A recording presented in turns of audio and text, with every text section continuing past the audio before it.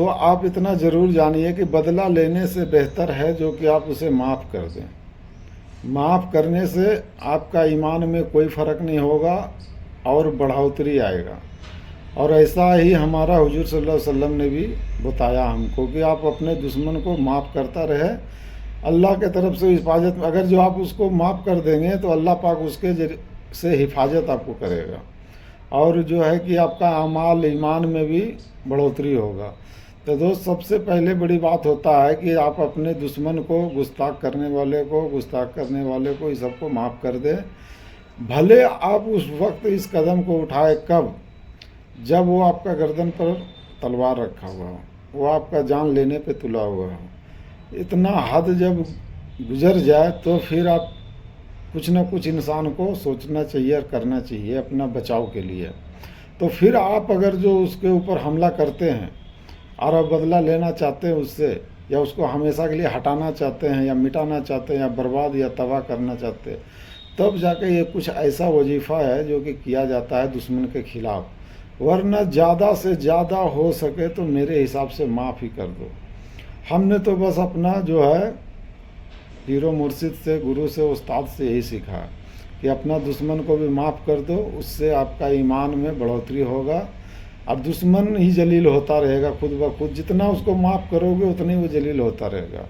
پر اس وقت جب ایسا ہو جائے کہ تمہارا جان لینے پہ اتل جائے، اب وہ کوئی اپائے نہیں ہو، وہ تمہارا مطلب کہ وہ ارادہ بنا لیا ہے کہ اب اس کو ختم کر دو ہمیشہ کے لیے، تو پھر اپنے دشمن کو پچھاڑ دو، گرا دو، اس کو برباد ذلیل جو مرضی چاہے کر دو، پھر اس کے لیے اجازت ہے۔ تو اس لیے دوستو، جب ایسا وقت آ جائے تبھی دشمن کے اوپر دوبارہ حملہ تم کرو اور اس سے اپنا بچاؤ کرو۔ ہو سکے جو جی چاہو اس کے ساتھ کر دو، پر صرف دشمن کے اس کے ذریعے سے ایسا نہ ہو کہ اس کا پورا خاندان ہی، پریوار ہی تباہ اور برباد ہو جائے۔ جو تمہارے ساتھ ظلم کر رہا ہو اسی کے ساتھ تم ظلم کرو، باقی جو تمہارا دوست ہے اسے اپنا دوست ہی بنا کر رکھو۔ بہتر ہے کہ معاف کر دو۔ اس کے لیے قرآن مجید میں ایک سے ایک علم پڑا ہوا ہے۔ میں زیادہ بڑا وظیفہ نہیں بتاؤں گا۔ اگر جو اس وظیفے کو آپ صحیح طریقے سے کام کر لیتے ہیں، اس وظیفے کو آپ پڑھ لیتے ہیں، تو یہ تو اس کو پتہ نہیں کہاں سے کہاں پہنچا سکتا ہے، اس لیے کہ یہ اللہ کا ناموں میں سے ایک نام ہے۔ اور اس نام کو جہاں لیا جاتا ہے، تو میں اس سے پہلے بھی ایک دو ویڈیو بنایا ہوں، لیکن اس میں اتنا کھل کر نہیں بتایا ہوں۔ یہ جو یا قہارو کا جو یہ ورد ہوتا ہے، وظیفہ ہوتا ہے، ذکر ہوتا ہے، تو آپ کو سمجھ میں آتا ہے کہ قہار کے مطلب کیا ہوتا ہے، قہارو کے مطلب کیا ہوتا ہے۔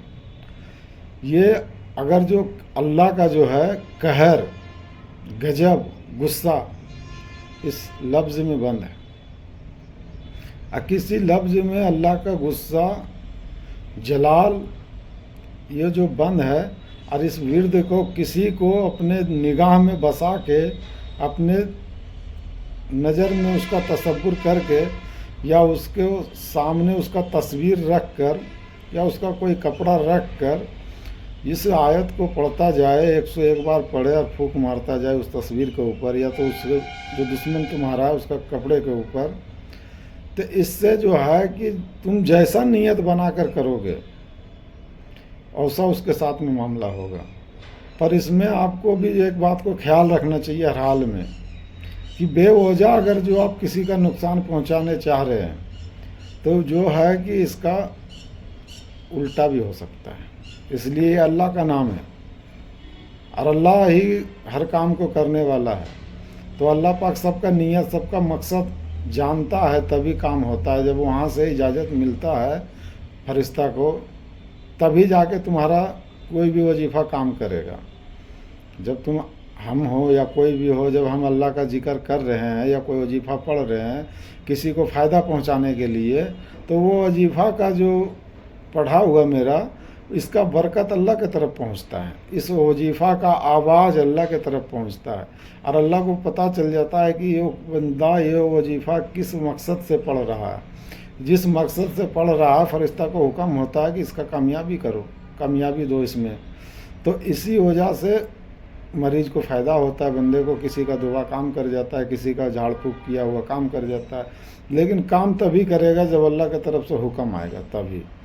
तो जब तुम किसी को या हम किसी को बेवजह नुकसान पहुंचाना चाहें, जलन से, हसद से, बोझ से, कि उसको हम नुकसान पहुंचा दे तो मेरा फ़ायदा हो जाएगा बेहिसाब और उसका हम माल लूट लेंगे, उसका दौलत हम लूट लेंगे, हमारे पास ढेर हो जाएगा उसके मालों लूट के, तो इस चीज़ से बचना चाहिए आपको। वरना अगर जो इस नीयत, अगर जो आप बेवजह किसी को नुकसान पहुंचाना चाह रहे हैं तो हो सके कि आपको भी ये उसका नुकसान उठाना पड़ जाए।